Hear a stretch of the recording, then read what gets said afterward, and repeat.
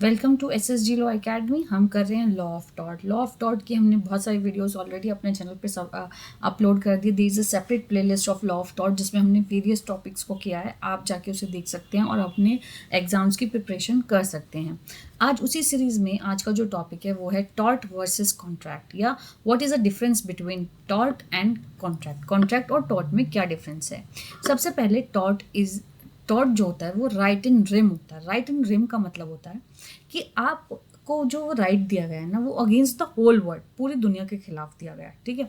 Where as right in persona जो होता है वो होता है अगेंस्ट द पर्सन, ठीक है, पर्सनल राइट जो होता है। तो कॉन्ट्रैक्ट राइट इन पर्सोना है और टॉर्ट राइट इन रिम है। टॉर्ट में अनलिक्विडेड डैमेजेस होते हैं, ठीक है। टॉर्ट में अनलिक्विडेड डैमेजेस होते हैं। अनलिक्विडेड का मतलब है कि हमने पहले से नहीं पता, ठीक है, हमें पता नहीं है कि पहले से कि कितना कितना जो है वो डैमेजेस होंगे। अनलिक्विडेड है, पहले से नॉट एंटिसिपेट किया हुआ।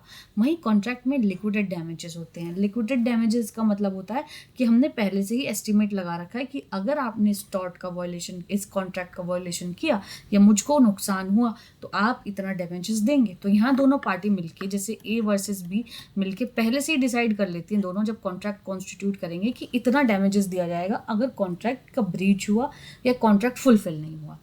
टॉर्ट हमेशा लॉ और मॉरलिटी पे काम करता है, ठीक है। जो लॉ होगा अकॉर्डिंग टू द लॉ काम करेगा। जैसे कि अब टॉर्ट तो कॉन्स्टिट्यूशनल टॉर्ट भी हो चुका है, जैसे मेडिकल नेग्लिजेंसी से रिलेटेड भी टॉर्ट होते हैं ना, तो उनके अकॉर्डिंग टॉर्ट लॉज के बेसिस पे चलेगा, जो लॉज हैं उसके अकॉर्डिंग चलेगा। और अगर लॉ मिसिंग है तो मॉरलिटी पे कि मॉरली क्या सही है क्या गलत है उसके हिसाब से टॉर्ट चलेगा, क्योंकि टॉर्ट एक सिविल रॉन्ग है, ठीक है। और कॉडिफाइड है, इसका कोई कॉडिफाई नहीं कर सकता। उसका रीज़न अगर आपने मेरी प्रीवियस वीडियोज़ या स्टार्टिंग की वीडियोज़ देखी होंगी तो उसमें मैंने ये बताया कि वाई टॉर्ट इज़ अनकॉडिफाइड, कि क्यों है, क्योंकि इसका रीज़न है कि वो डायनामिक नेचर का है और कीप ग्रोइंग, वो हमेशा टाइम के साथ ग्रो करता रहता है। इसलिए टॉर्ट को जो है वो लॉज के हिसाब से या मॉरलिटी के हिसाब से मॉरली डिसाइड करेंगे। वेयर एज कॉन्ट्रैक्ट जो है वो पार्टीज देमसेल्फ डिसाइड करेंगे। जो भी टर्म्स एंड कंडीशंस होंगे ना कॉन्ट्रैक्ट के, उसके बेसिस पे ही कॉन्ट्रैक्ट जो है वो डिसाइड होगा। अगर टर्म्स ये हैं कि अच्छा, कॉन्ट्रैक्ट में तो ये भी डिसाइड कर सकते हैं हम कि किसके जुरिडिक्शन में जो है वो केस फाइल होगा। सपोज करो ए पार्टी दिल्ली की है, बी पार्टी बॉम्बे की है, लेकिन उन्होंने जुरिडिक्शन जो अपने कॉन्ट्रैक्ट में लिख रखा है वो दिल्ली का लिख रखा है। तो इस हिसाब से आप जो यहाँ पे पार्टीज होंगी वो कॉन्ट्रैक्ट के टर्म्स एंड कंडीशंस के अकॉर्डिंग ही गवर्न करेंगी, और कॉन्ट्रैक्ट के जो पार्टीज हैं वो अपने आप को खुद को बाउंड करेंगी, जैसे लिक्विडेड डैमेजेस करके और अदर चीज़ करके।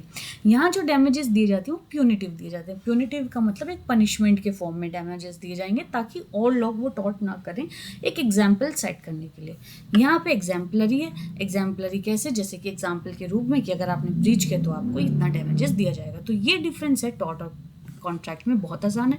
टॉर्ट पहले से आप नहीं डिसाइड कर सकते हो, कॉन्ट्रैक्ट में आप सारी टर्म्स कंडीशन ब्रीच से लेके स्टार्टिंग से लेके ब्रीच तक का कर सकते हैं।